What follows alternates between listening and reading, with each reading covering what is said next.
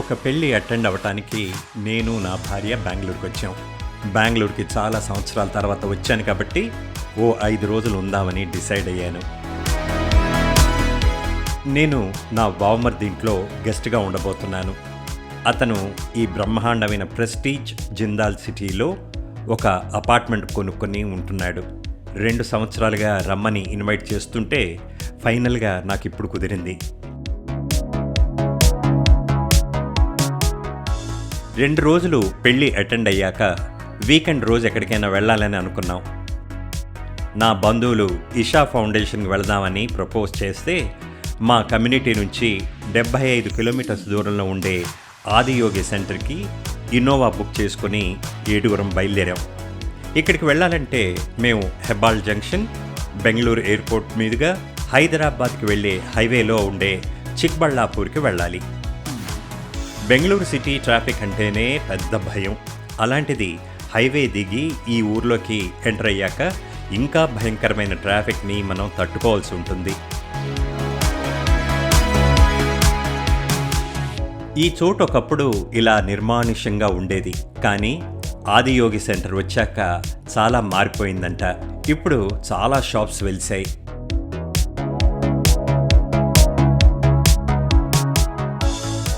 ఇదే welcome March. ఈ centre పేరు సద్గురు సన్నిధి. ఇక్కడి నుంచి ఇంకా 6-7 కిలోమీటర్లు ప్రయాణం చేయాల్సి ఉంటుంది. ఇక్కడికి జనం విపరీతంగా వస్తూ ఉండటంతో ఇక్కడ ఈ అందమైన రెస్టారెంట్ వెలిసింది.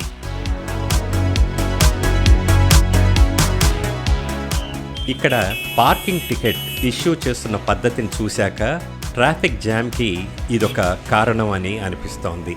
ఇంకా వేరే కారణాలు కూడా ఉండొచ్చు.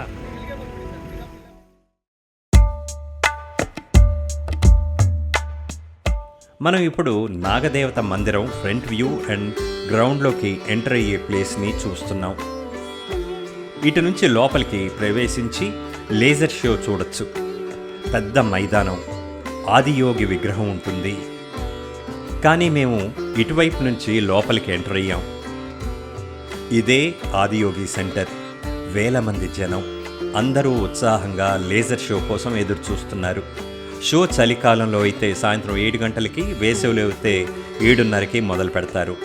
చీకటి పడితేనే లేజర్ షో అందంగా కనపడుతుంది కాబట్టి సమ్మర్లో లేట్గా స్టార్ట్ చేస్తారు.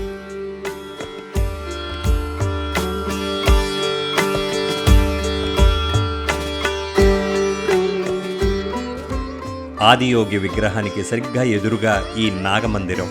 ఈ చోటు మనం ట్రెడిషనల్గా చూసే గుడిలాగా ఉండదు.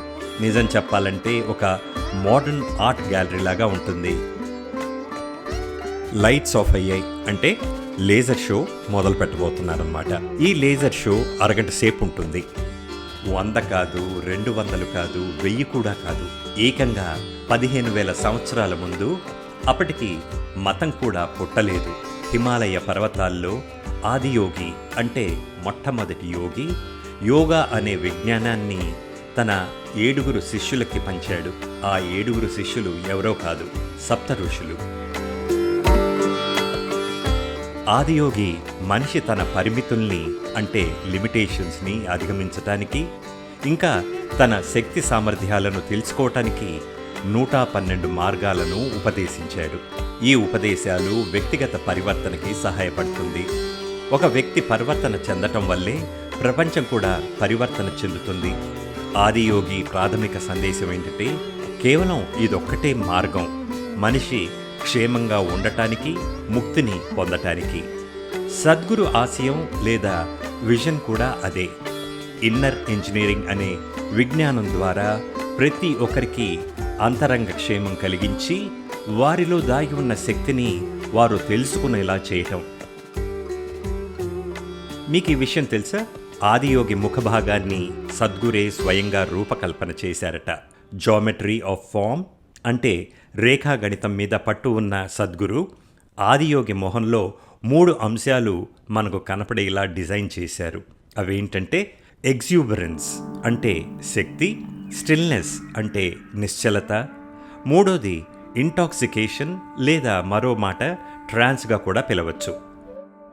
సద్గురు మాటల్లో ఇంత చక్కని జామెట్రీ వల్ల ఆదియోగిని ఒక నిమిషం పాటు చూసినా అతని మొహం మన మదిలో నిండిపోయి మనం మన క్షేమం కోసమే పరితపించేలా చేస్తుంది.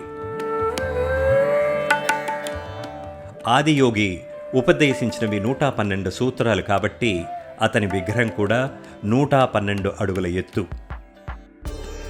ఆసక్తి ఉన్నవారు ఇక్కడ నెలకొని ఉన్న యోగేశ్వర లింగం దగ్గర కొన్ని అర్జిత సేవల్లో పాల్గొనొచ్చు. అవేంటంటే యోగా సంధ్య, సమర్పణ, జల సమర్పణ, పూలమాల సమర్పణ, దీప సమర్పణ, కైలాస తీర్థ అర్పణం, బిల్వపత్ర సమర్పణ. ఇవన్నీ కూడా వివిధ రకాల పూజలు మనం చేయించుకోవచ్చు.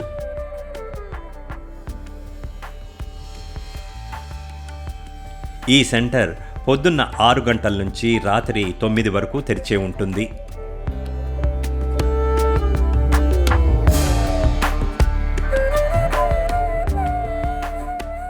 ఈ మధ్య కాలంలోనే ఇక్కడ 2 రెస్టారెంట్స్ని మన కోసం స్టార్ట్ చేశారు.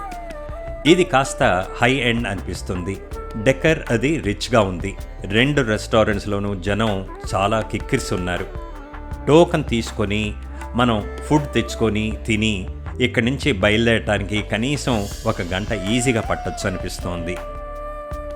ఇది 2వ రెస్టారెంట్. ముందు చూసిన దాంతో కంపేర్ చేస్తే కాస్త సింపుల్గా ఉంది కాబట్టి ఇక్కడ భోజనం బడ్జెట్ వైజ్ కాస్త తక్కువై ఉండాలని అనిపిస్తోంది. లేజర్ షో అయిపోయి జనం కదిలేసరికి 8:15 అవుతుంది కాబట్టి ఈ రెస్టారెంట్స్లో భోంచేసి ఇంటికి వెళ్ళటం మంచి ఐడియా. ఇంకో కారణం, ఇక్కడి నుంచి సిటీలోని మన ఇళ్లకో హోటల్కో వెళ్ళి చేరటానికి కనీసం 2 గంటల సమయం పడుతుంది కాబట్టి ఇక్కడే భోంచేసేయటం ఉత్తమం. ఈ ట్రాఫిక్ని చూసారా? ఇది షో అయిపోయాక సిటీకి రిటర్న్ అవుతున్న వాళ్ళు. మీరు కనుక ఇక్కడికి ట్రిప్ ప్లాన్ చేస్తే 2 పాయింట్స్ గుర్తుపెట్టుకోండి. 1, ఇక్కడికి వీకెండ్లో రాకండి. 2, మీరు రాత్రిపూట మీ సొంతూరికి రిటర్న్ అయ్యేటట్టు ఉంటే ఇక్కడికి రావద్దు. ఎందుకంటే మీ ఫ్లైట్ లేదా ట్రైన్ లేదా బస్ మిస్ అయ్యే అవకాశాలు చాలా ఉన్నాయి.